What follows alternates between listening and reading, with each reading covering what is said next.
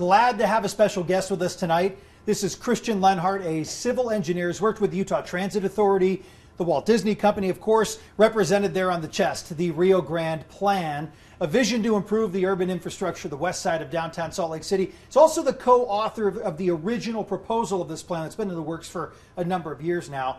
Thanks for joining us tonight. Thanks for having me. I know it's been a busy day for you. You had the press event earlier today, and you highlighted that promise, if you will, of delivering and bringing in over $12 billion in economic benefits to this area. That is a lofty plan. That is a lofty goal. What else did you discuss today?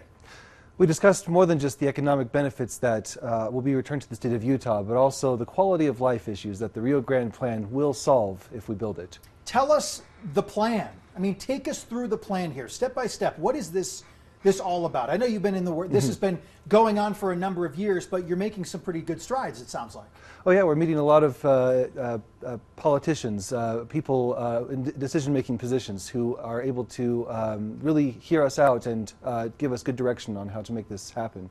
So the Rio Grande Plan is a way to eliminate railroad crossings in downtown Salt Lake City. We'd take the busy freight lines and passenger lines on the west side of downtown and we'd move them to the original passenger railroad corridor on 500 West. But we do it below grade in what's called a train trench, or a train box we're calling it. It's a space that's dug out of the ground and you put the road and streets back on top. It's not a cut and cover tunnel. Those are expensive. It's actually just building a bridge wherever there's a cross street. Some other cities have done this before. Los Angeles built a 10-mile long box, and Reno has one that's 2-mile long. We can build one here in Salt Lake City too.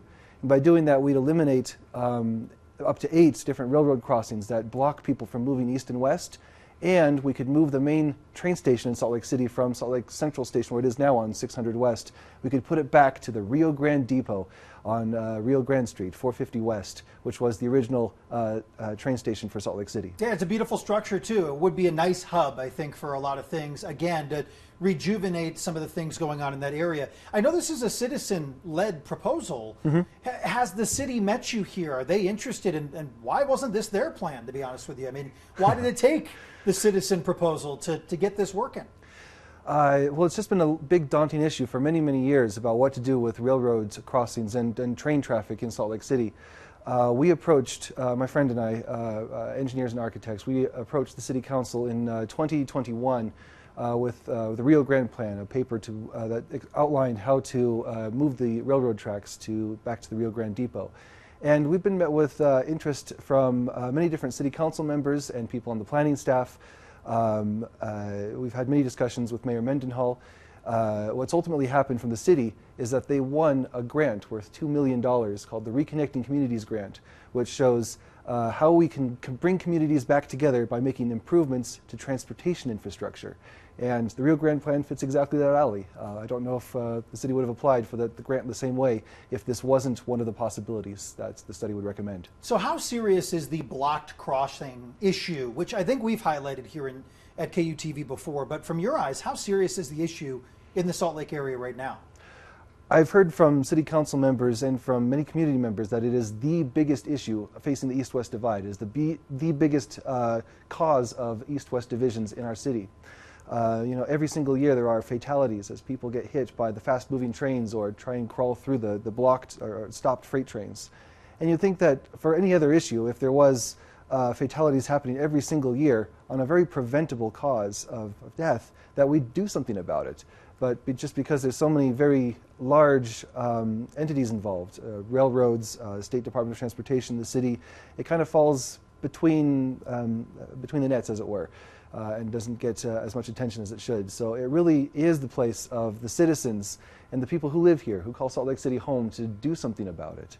So where are we today? When will we see a shovel in the ground? What needs to happen to get this going to the point where the project is underway and we're seeing the big movement of actual change for what you've been pushing for years? It'll probably take a little while longer. We just came out today with our economic numbers, which showed that the Rio Grande Plan, even though it costs several $billion to build, it will return $12 billion to the economy of the state of Utah. That's enough to increase our GDP by 2%, which it's not nothing. That's a lot of money. And that's the number that we hope will get the attention from legislators in our state.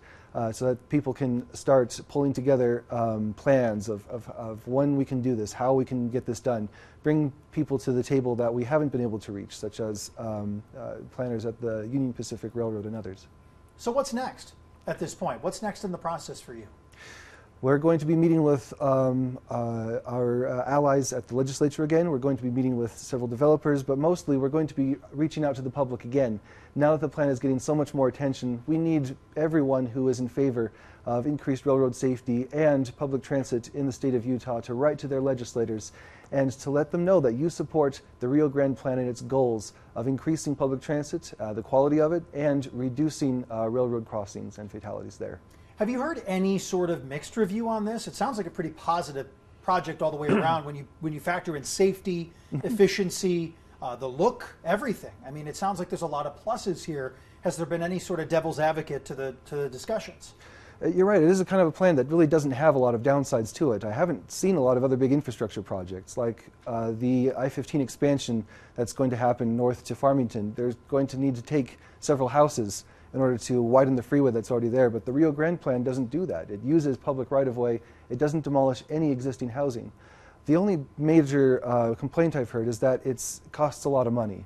And today we've brought the other half of that equation. Yes, it costs a lot, but you get a lot for your money. Christian Lenhart with the Rio Grande Plan, kind enough to spend the evening with us here on Arc Salt Lake. Thanks for breaking all that down for us and kind of giving people an idea of what this could look like here in Salt Lake City. Awesome. Thank you so much for having me on.